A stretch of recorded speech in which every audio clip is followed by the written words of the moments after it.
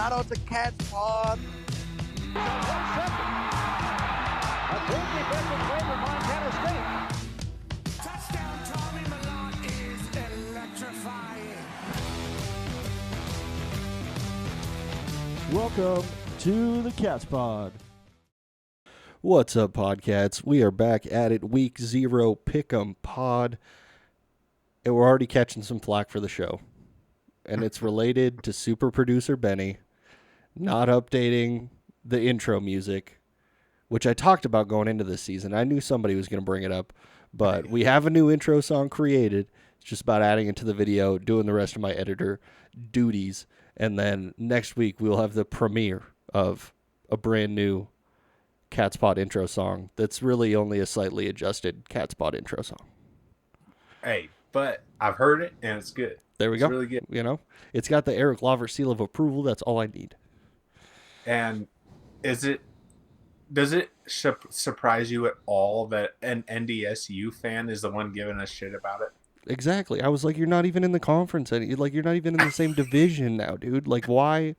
Like, still. Quit picking on us. You're still just getting into it with us, and there's not even a chance. Just makes me go, I can't wait for 2027, Las Vegas. Let's see what happens, okay? Let's see what happens. 100% agree. It's payback time, baby. But we're here, Ben. We are. We are officially here. It's time for some college football. Mm-hmm. Finally. We've been waiting a while for this. What do you think? What do you think about Utah Tech, huh? What do you think? What do I think about Utah Tech? Yeah. I don't think a lot about Utah Tech, if I'm going to be real honest with you. I don't. They don't enter my brain very often. Took a minute when we were talking about it last week for me to remember that they actually were in the Big Sky Conference now, since it is new to the conference. So it does make sense that it would take a minute for that to actually sink in. But it kind of tells you exactly how much I've been thinking about this Utah Tech team, which is not much at all. What are you thinking about them? You think about them a lot? I threw that to you as a layup for you to give some like glory speech about how Utah Tech is like not that bad. Yeah. And you totally punted on that one. This is the really hard time of year to do that, because even with the half-baked internet research that we do for this show, I can't really get much out of it. Because if you go to the ESPN page for this game, there's no season leaders because the season hasn't started yet. So I can't tell like who their big skill positions are. I don't know who got how many tackles. I don't know anybody on this Utah Tech team. So you can tell me anything. The only information I have on this game is the spread right now. So that's not much to go off of. Not a great spread for Utah Tech. No. I did look at their 2 deep. It meant nothing to me. Mm-hmm. At all. You're like, these are names. Yeah. I've never seen these ones together, but like these are first and last names. They are in fact names. They are names. We are the Trail got that going. They do have names. We are playing a team that in fact has a 2 deep roster, and they in fact have all named players. That's what we can go off right now. And they in fact are in Utah. They are in Utah, and they are a technical school. Yes. Technically. Yes, they are. Technically. Technically, they are a technical school. What'd you think of our 2 deep? Our 2 deep, I wasn't too surprised by a lot of it. You know what I mean? It was kind of the way things have been sticking. Everything stayed the way I kind of thought it would be. Were you surprised by any of it? I guess like when I first looked at it, they call it a 2 deep, but then you're looking at the 2s and you're like, holy cow, this team is deep. Yeah, definitely. Because you could make a competitive Big Sky Conference team off the guys listed number 2 on that 2 deep. Like, in all honesty, the Cats 1s are number 1, and the Cats 2s are number. I mean, I'd put them above the Grizzlies. Shouldn't be number 2, but I put them above the Grizzlies. Maybe below UC Davis. Is that fair? Maybe, Is that fair? maybe. I don't know. It's a tough call to make this early in the season. Like, we're operating on little information, and eventually it would go. I guess the one thing that didn't really stick out to me until I took a look at this a little bit closer is Jordan Reed getting that number 1 spot. Like, good for you, Jordan Yeah. Reed. Jordan Reed switching positions, playing off of the bench for the most part. We saw him a little bit last year, but it looks like he's got a number 1 spot at that X receiver. So shout out to Jordan Reed for putting in the work and getting his spot earned. I had heard some rumors that Jordan Reed was having a pretty impressive summer, and looks like his work paid off. Yeah, he definitely cashed in on some hard work this summer. I think the biggest surprise to me is that we were missing 2 very familiar names on the 2 deep listed at tight end. Yes, that is true. That is true. Bruin Fleshman and Rylan Schlepp. Mm-hmm. Not sure if that's an injury-related thing, but if your tight end room is that deep, holy smokes. And it's not like just because those guys aren't on the 2 deep does not mean that they are going to lack any time on the field. Because if last year was any indicator, we're going to play a lot of tight ends in a lot of different situations. Sturbick loved two tight end sets. We saw a lot of those last year, so plenty of tight ends are going to be seeing the field. That's why we don't really refer to tight ends and wide receivers and running backs. We're just like players that catch the ball. Because there's a lot of them on this team. Yeah.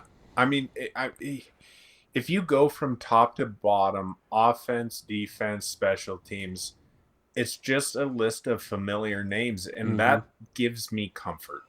Yep, definitely. It's you know every single person on the 2 deep. There's no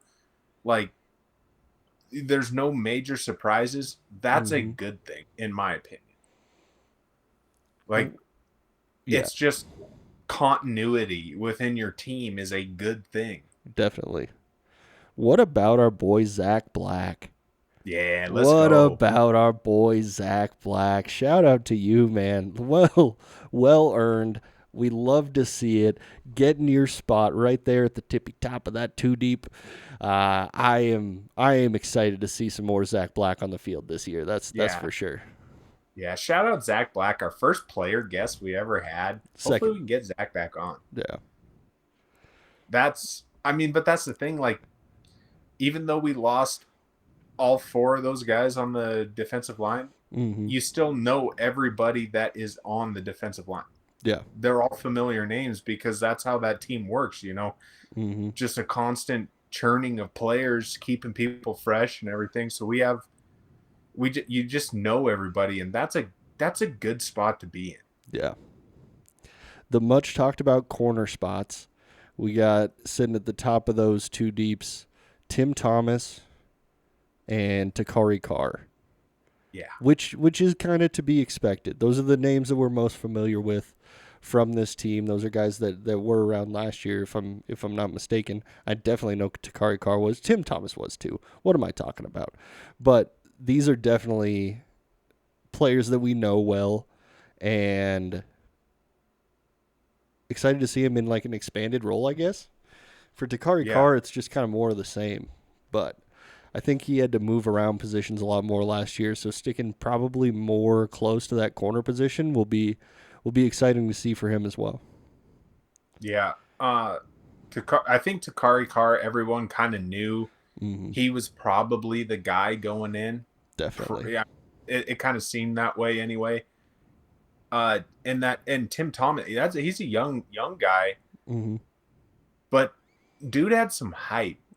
Coming out of high school, so that wasn't a big surprise either to see him listed there.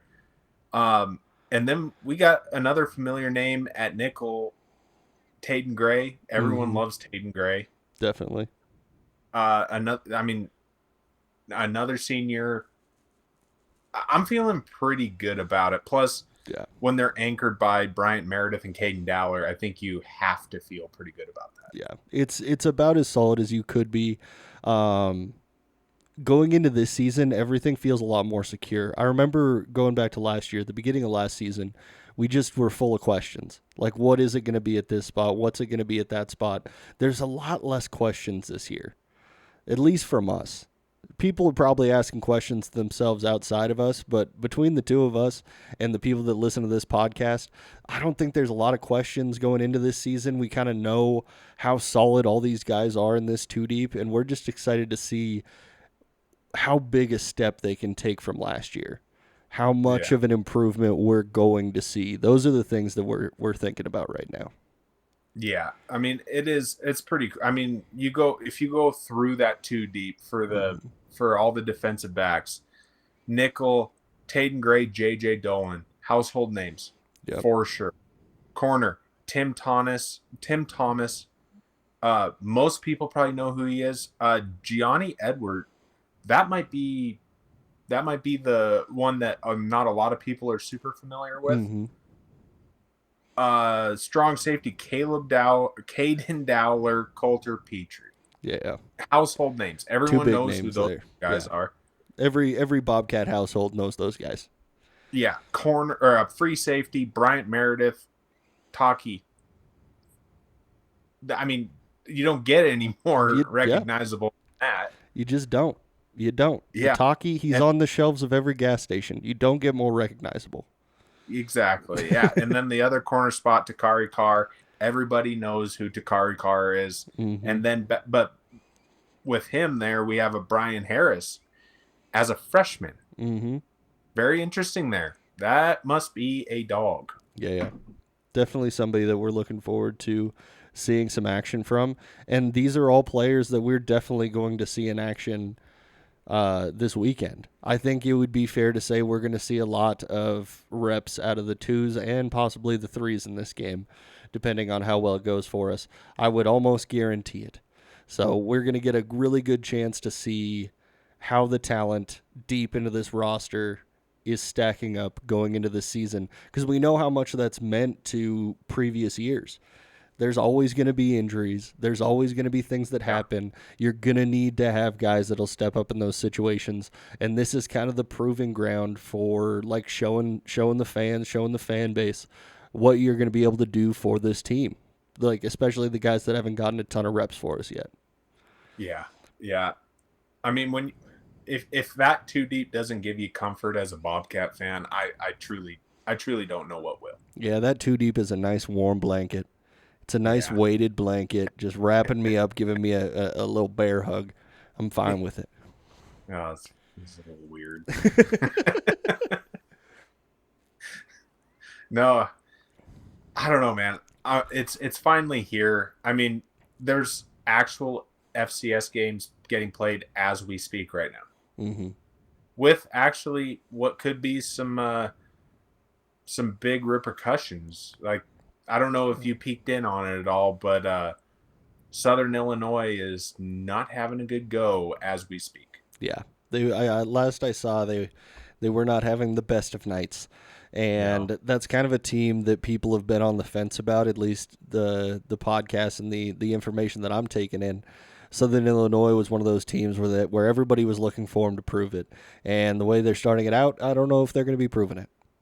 It's a long season, but it's not starting off on the right foot. No, it's not starting off on the right foot, and QB1 goes down with an injury. Not good.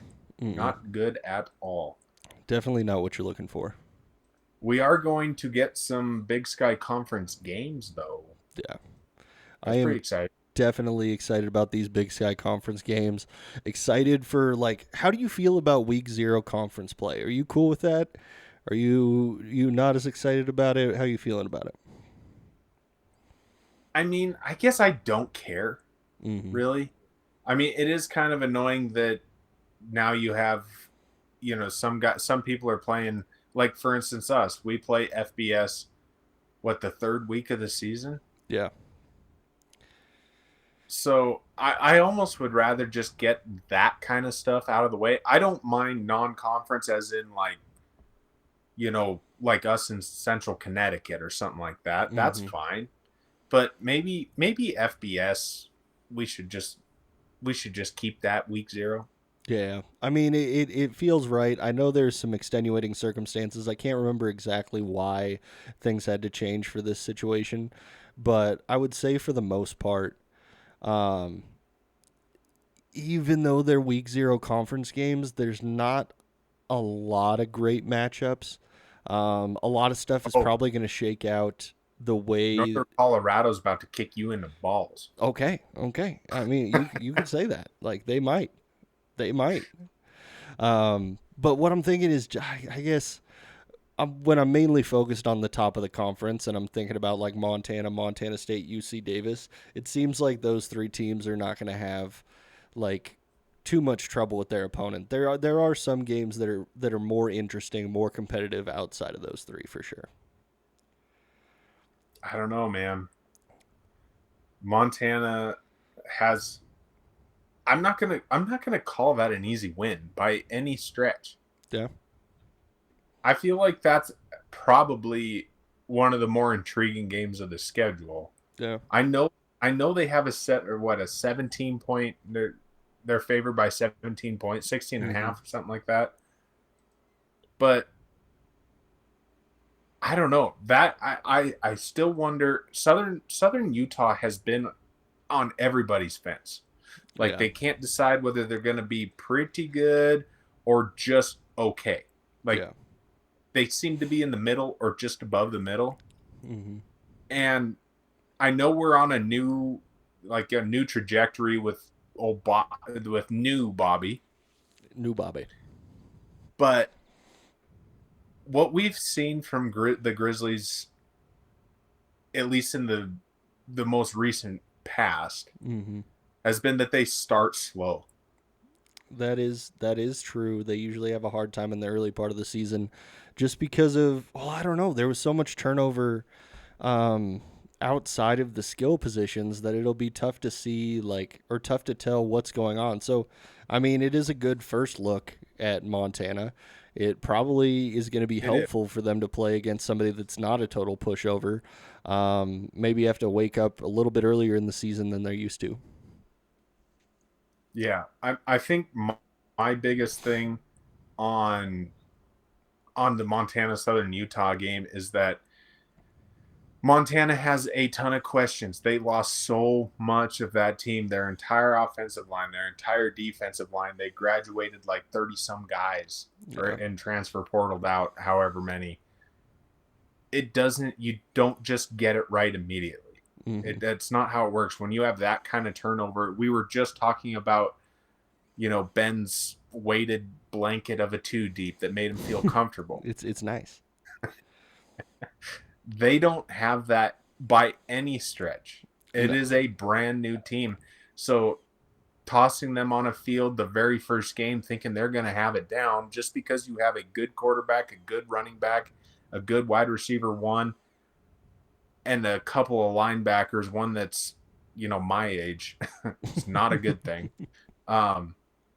Doesn't mean that you're going to be good. It means that you have 5 guys that are serviceable, Yeah.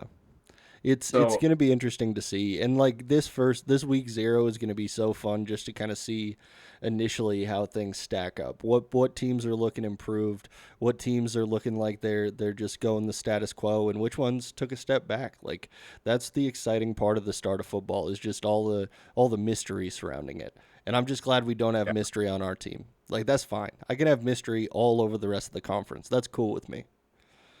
Yeah. I mean, if you think back to last year, Justin Lamson showed up in the summer.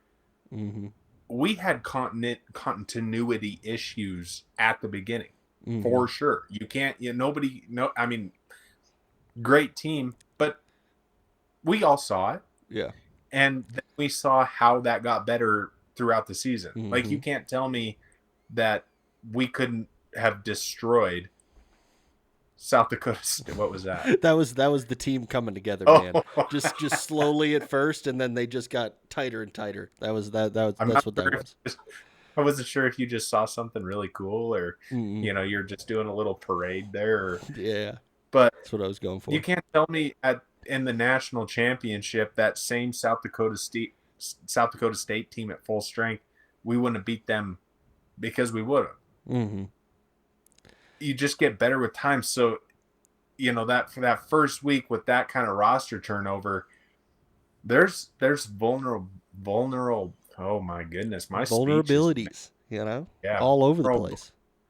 Can't even do it. It happens. Yeah.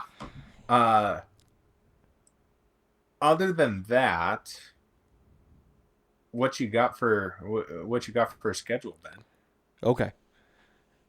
Do we want to start off the Friday games and then move our way down? Why not? Okay. Let's do it. So first up, I figured you wanted me to talk about this game. We got Weber State versus Northern Colorado. My Bears playing at 7 p.m. against Weber State. Weber State that we have not believed a whole lot in for the last 2 years. They've been kind of I guess 2 years ago they were kind of an upset squad. Where was it 2 years or 3 years ago that they beat the Grizz just randomly in the middle of the season? That's the last time I remember Weber State being relevant. 3? That's got to be 3 years ago. Yeah, maybe 4. Their relevance has been waning, and Northern Colorado has been on the rise. It may be a slow rise, but they've been on the rise. Okay, they've been getting a little bit better every single year. Guess what? Northern Colorado is a favorite in this game. Yes. Northern Colorado minus 3.5. That doesn't happen very often. Does not happen very often. My Northern Colorado Bears making a statement right at the beginning of the season. Week 0 conference game taking down Weber State. The Wildcats are going to have a rough start to the season tomorrow night. I'm going to give you a hot take, Ben. Go for it. Northern Colorado's going to beat Weber State by a lot more than 3.5 points. Welcome to the bandwagon. Here we are. Everybody's bearing down now. I'm fully convinced that Weber State is going to be so bad. Mm-hmm. Like, everything I've seen, there is nothing that makes me think that they're going to be remotely good at all. Yeah. Northern Colorado's going to... I'm not going to say they're going to blow them out, but I could see a touchdown win pretty easy. Touchdown, maybe a 10-point win could be viable in this. I would also like to remind all the listeners that these early season picks usually not as good as our late season picks. Usually a little bit rougher. So if you're taking these to the bank, do that with caution, Take think about it for another 20, 30, 4 minutes. Just put that on the back burner. That early season picks, not so good. By the end of the season, our picks are tight. They are ready to go. Yeah, man. I mean, it's tough to get too much into the nitty gritty because these are also two teams who had a lot of roster turnover. Mm-hmm. But I think that anybody who paid attention to Big Sky Conference last year has to realize that Northern Colorado's got a pretty good coaching staff. Like, they actually did quite a bit with honestly not much. Yeah. Last year, at least. Yeah, they had some impressive play out of their running back. I think Northern Colorado played 4 quarterbacks last year because they just couldn't keep people healthy. So there was a lot of turnover there. I think if things are solidified and stable for Northern Colorado this year, they could make a little bit of noise. I'm not saying they're going to be in the top 3-4 teams in the conference, but they'll be hanging around that middle where they're playing spoiler to a lot of these teams trying to make the playoffs towards the end of the year. Could be. So unanimous Northern Colorado, huh? Unanimous Northern Colorado. That does not happen often. That is a special one. We also have a second Friday game, Idaho at Cal Poly. Does it surprise you that Idaho is only a 3.5 point favorite? I think it does. I don't know what people are seeing out of Cal Poly. I know they had a much better season than normal last year.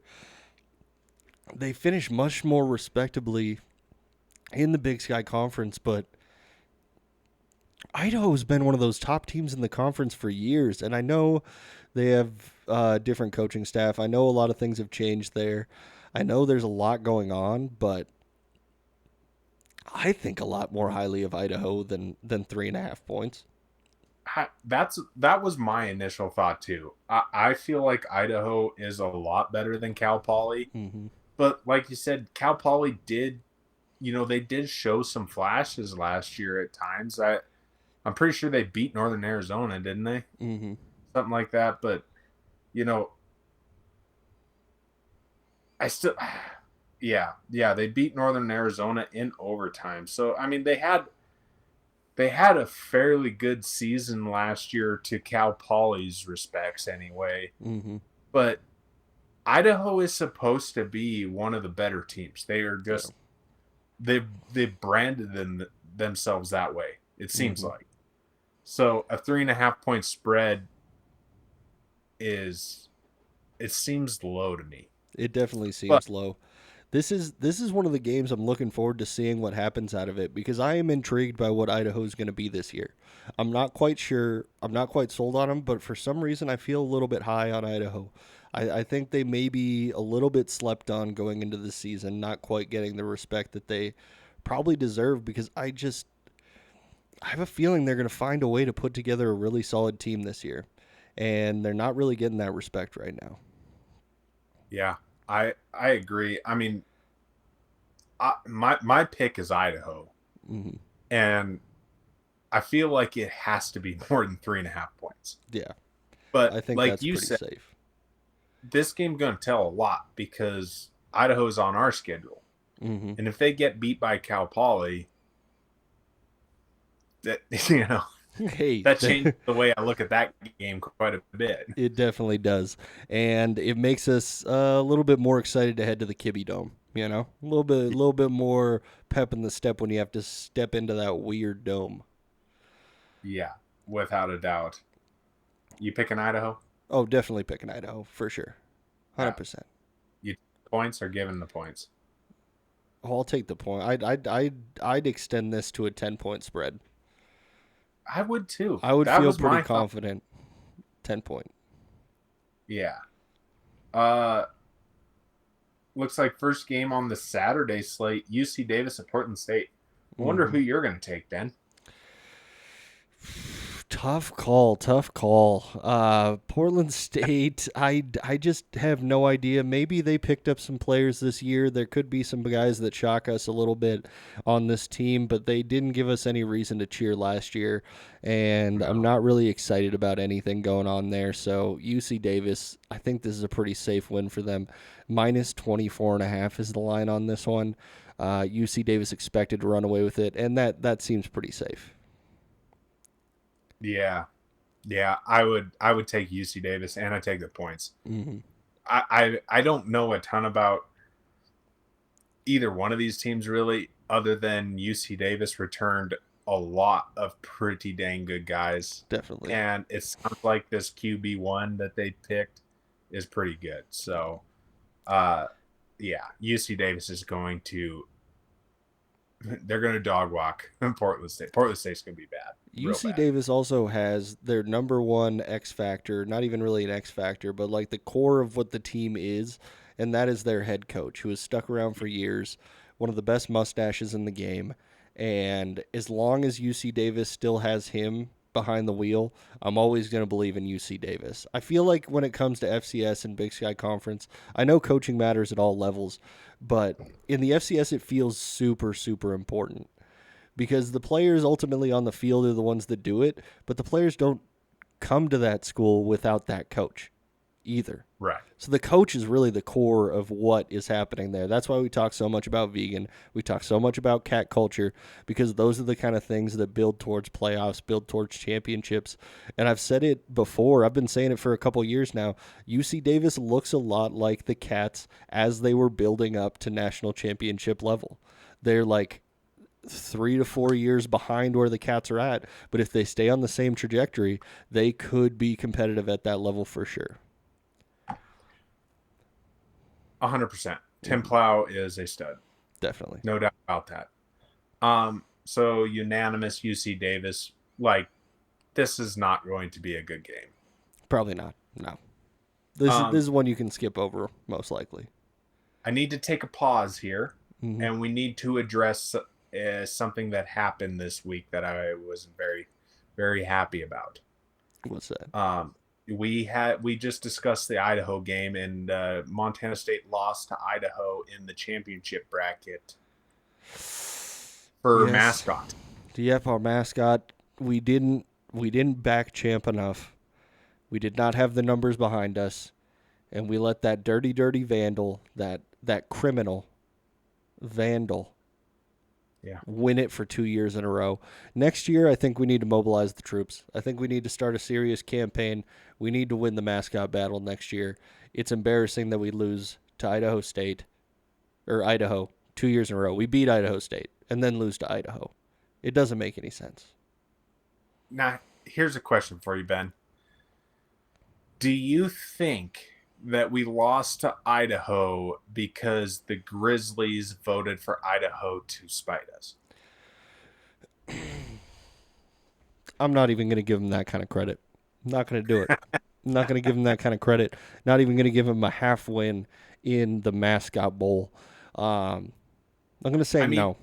I'm going to say a couple of them might have spite vote on it, but I'm going to give the credit to the Idaho fans. I feel like they really, really care about this because if you look at the numbers and how many votes Idaho got, the Idaho fans showed out for it.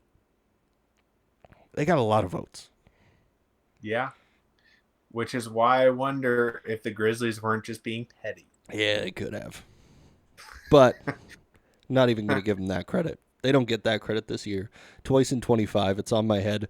I'm not giving the Grizz any credit that they don't explicitly earn this year.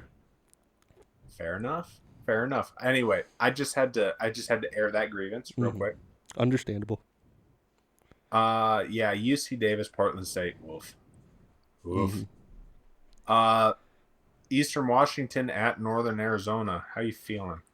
As I was looking through the stuff, this is definitely one of the matchups that seems like it's going to be a competitive game. Eastern Washington was terrible last year, but they started to pull things through towards the end of the season. They had much, much more competitive games. I'm really hoping, I think this is more just hoping for the Big Sky Conference to get better. That's why I want Eastern Washington to be more competitive with Northern Arizona, because I feel like it makes the Big Sky Conference more enjoyable to watch when we have more competitive teams. If Northern Arizona goes in there and just destroys Eastern Washington, there's gonna be a lot more boring games around the Big Sky, and that's not what I'm looking for.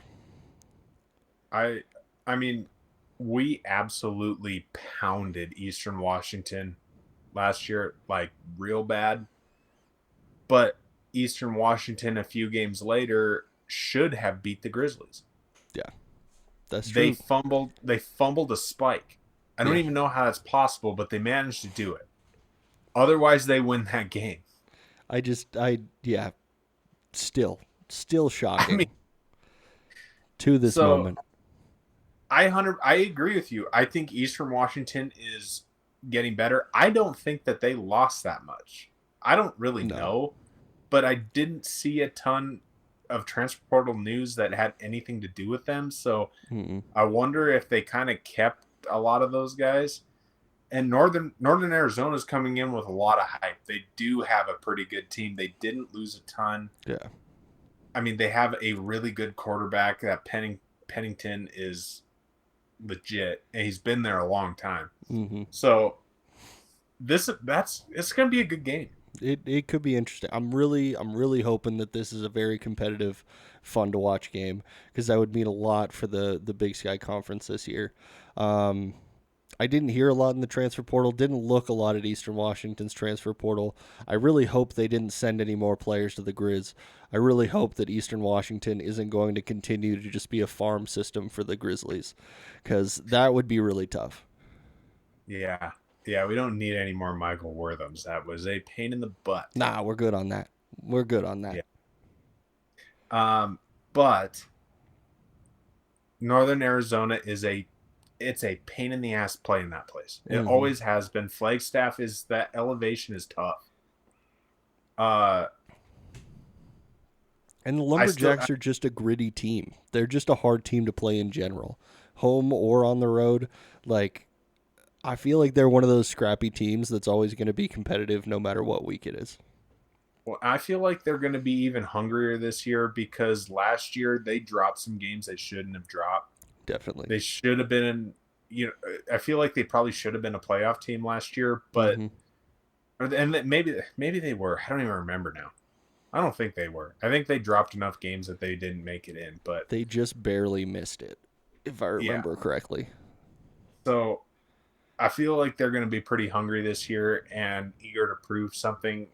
So I'm still, it says -3. So for Northern Arizona, I feel like that's probably a pretty good line. Yeah. I would say, based on how Eastern Washington played last year, it seems like a generous line for the Eagles, if I'm being really, really honest. But once again, I'm just hoping that this is a competitive game to make things fun. Does it mean anything, Ben, that you're referring to them as the Eagles and not the Eagles? I'm trying to turn over a new leaf. They're not from Philadelphia. They're not the Eagles. I got too much love for Philadelphia to call the Eastern Washington Eagles the Eagles. Go Phillies. Go Phillies. Next one, we got VMI at Idaho State. You want to take this one, Dan? Yeah, before this podcast, we had to look up who VMI was, and that's never really a good sign. Virginia Military Institute. Shout out to the troops. Thank you for your service. But you have a -34.5 point spread against Idaho State.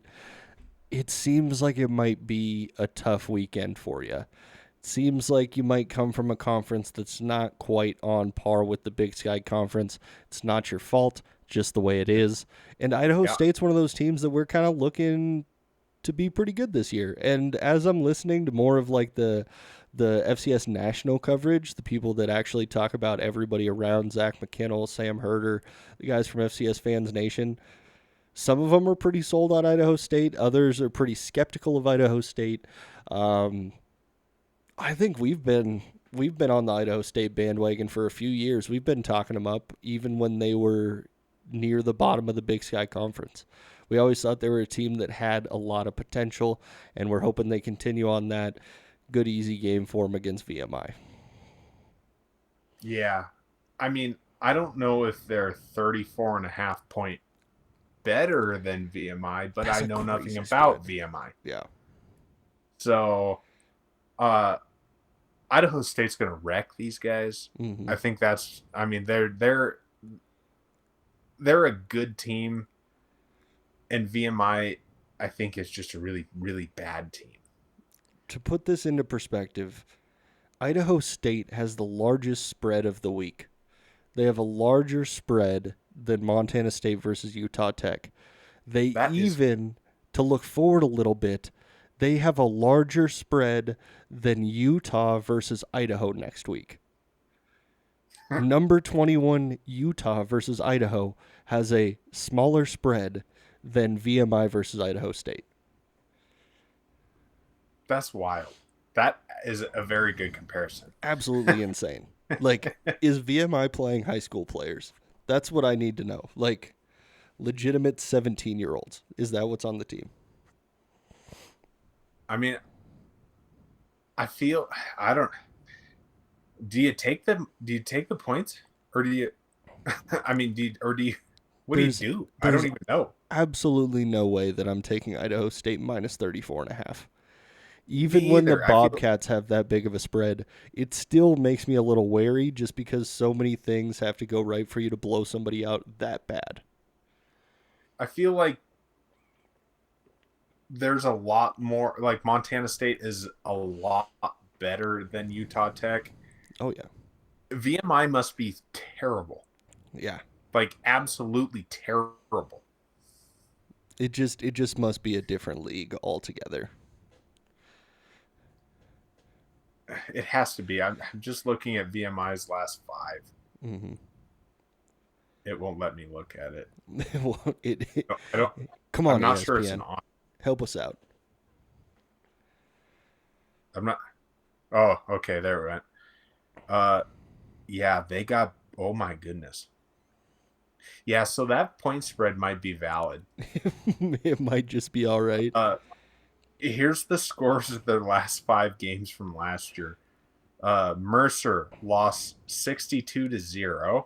Woof. The Citadel lost 35-24. Okay, respectable. Wofford lost 52-10.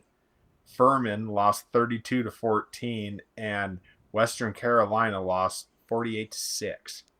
Yeah, so they had a rough end of the season for sure. Yeah. Mercer beating you that bad is not nice. Not nice at all. 62-0. That's absolutely insane. Oof. And then you look at Idaho State's last 5. They had a really good end of the season. It is understandable why people are talking about this team. They finished off their season losing to NAU, but other than that, very nice end of the season. They beat UC Davis at the end of last year. How did I forget about that? Yeah. Yeah, I mean they did. They had a good year last year. They had a good team last year. They have a good team this year. Yeah, they're maybe that point spread isn't too ridiculous. Yeah, now we're just talking ourselves into it. I feel like this is what we do with the Cats, and now we're doing it with the Bengals. I guess it makes sense. Yeah. Let's see. Next up, we got Southern Utah at Montana. I'm interested to see how you're going to pick this one, Ben. Southern Utah at Montana. I know you were saying that Southern Utah seems like a middle of the road team. I don't know if I have enough intel on Southern Utah yet to make that distinction. I feel like Montana is going to come out and they're going to beat them pretty handily. Nothing crazy. The 16.5 point spread seems a little bit high for me. I would call this like a 10 to 14 point game. I would feel much more confident with that kind of spread. I think the Grizzlies are going to win a lot of games this year. I think that they are going to be annoying all throughout the entire season. Their fans are going to get more annoying and more annoying because I don't think they're going to drop a game until maybe, I'm not even looking at their schedule, but maybe something around like week 10 to 12. They may drop a game around that, but before that point, the fans are going to be absolutely obnoxious, just telling us how good the Grizzlies are. They're going to be telling us how good Ayat is, how good Eli Gilman is, and how much better they think those people are than the people playing for the Bobcats. And every single win just intensifies that level of annoyance, and it's just going to start with Southern Utah. They're going to have a great... Now I'm talking myself into it. They're going to blow out Southern Utah, and then people are going to be unbearable week 0 just to listen to. I hope you're wrong. I so hope you're wrong. I rarely am. Come on, Eric. You know it's true. Nancy, it's crazy. Search your soul. You know it to be true, Eric. Do you just want me to not sleep tonight? Not tonight, but like maybe Saturday night, you know. I don't know. Man, I just have a hard time believing that you can lose your whole team and assemble one without any true game action and still pull off a win against a team that should be decent. Yeah. It makes sense. Like everything logically points towards a slow start for the Grizzlies. Everything points in that direction, saying they got a new coach that I know has been a part of the coaching staff, but a new head coach. Got a lot of new faces around the offensive and defensive line. I don't know. I don't know, but for some reason, still just the trauma part of my brain surrounding the Grizzlies will not let me think that they are going to lose a bunch of games this year. Well, for starters, the point spread is too high. They're not going to beat them by 17 points. I'm fine with that. If they beat, I do feel like this is going to be a pretty close game, and I feel like the Grizzlies' big question mark is going to be their defense. Mm-hmm. This is a -2 guys basically, or 3 guys because that Clay Oven is there still, but and 4, I should say 4. Tanner Huff, Clay Oven, Peyton Wing, and the old bugger, the 8th-year guy. Mm-hmm. That everyone else is new. First time starting for the most part. I might be forgetting one, but it seems like there's some points to be scored on that defense potentially. Yeah. On offense, they do have insanely good skill position players. Mm-hmm. Quarterback is awesome. Running back is awesome. Brooks Davis is awesome. But you have a 100% new offensive line. Mm-hmm. Like, it takes time to build true cohesion. And so I'm not saying the Grizzlies are going to lose, but there's a good chance the Grizzlies are going to lose. Like, don't get too comfortable, Grizzly fans. Like, you shouldn't be number 2 in the country. You just shouldn't. You just shouldn't. Yeah. The seat is warming up a little bit for the Grizzlies. The questions definitely are surrounding the defense, and in previous years with Hauk, we would kind of see the defense would kind of be in disarray towards the beginning of the season, and then they would tighten up throughout the year. We would see Grizzly defenses get a lot better week after week, and I can only really attribute that to Bobby Hauk. The real question is, does Bobby Kennedy have the same effect? Is he going to be able to make the team better defensively throughout the year and tighten those things up the same way? And we just don't really know that. Like, we have no reason to say yes or no. My prediction is going to be a 3-point overtime loss. What? What? A 3-point overtime loss. That's your prediction. I just lost it. I just lost it. I don't know. I think the Grizzlies are going to win. It's not something I enjoy picking, but I do enjoy being right. So I would say the Grizz maybe by 7. If the Grizz lose, Ben will shotgun a beer.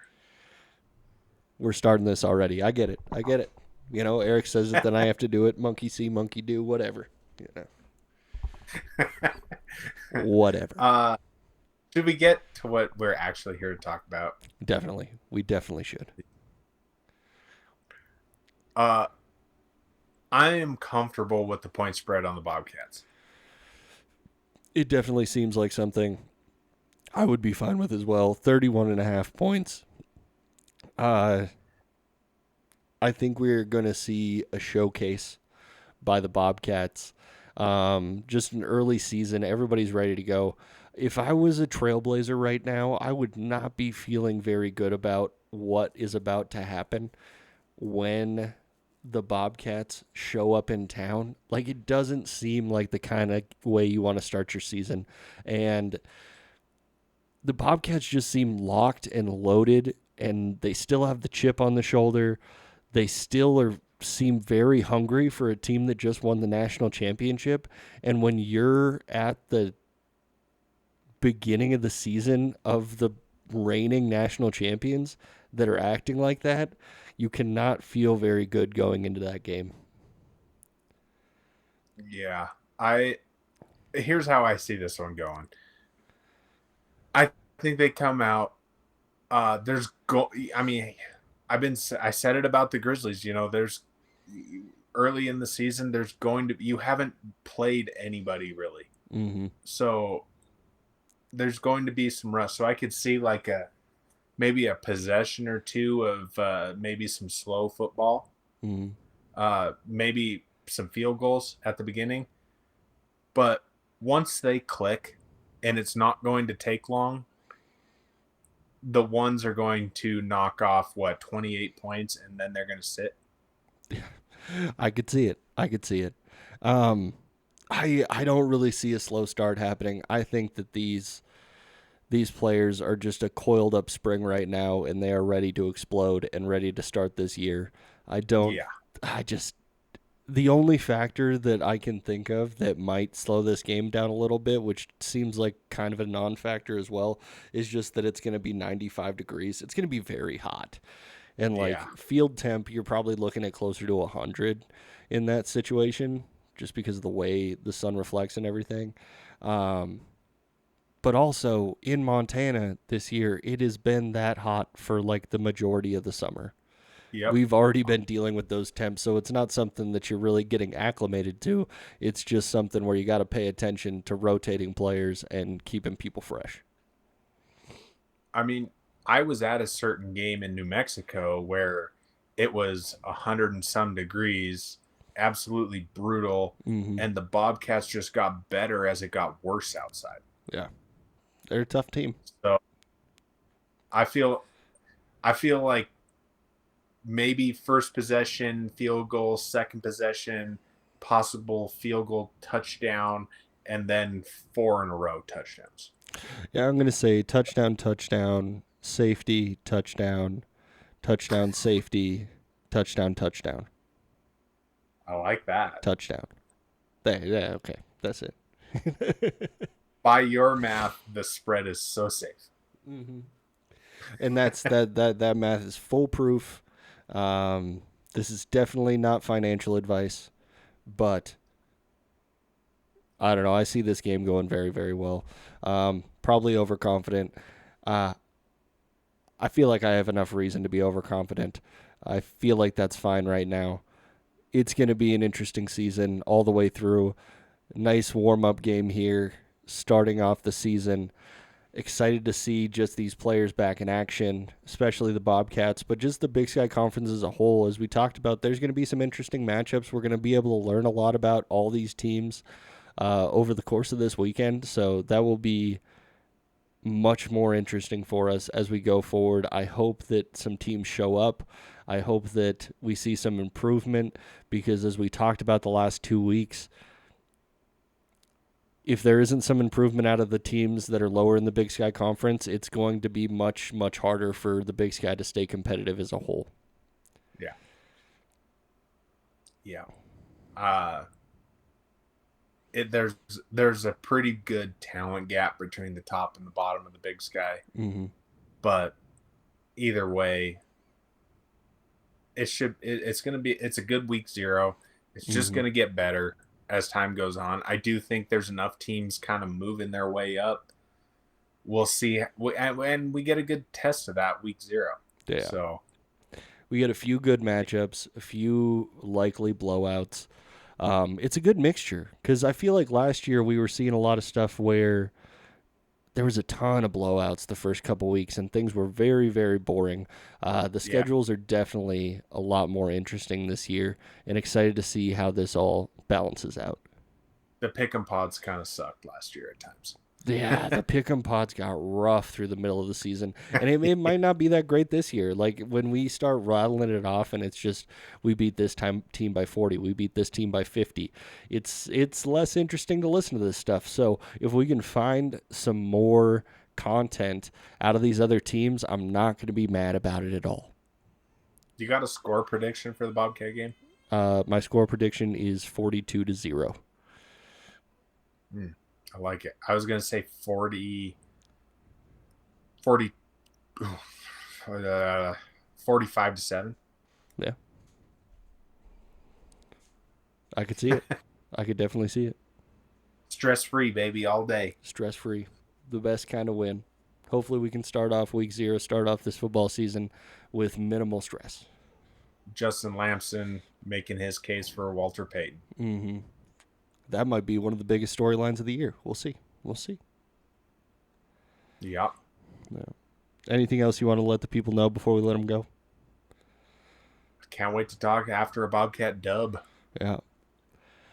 Hope everybody has a great weekend. We are heading into week 0, first game of the Bobcat season. Go ahead and follow us on X and Instagram at CatsPod. Go ahead and follow us on YouTube at The CatsPod. Rate us 5 stars wherever you are listening to this at. And we will catch you guys after another beautiful Catterday. Adios.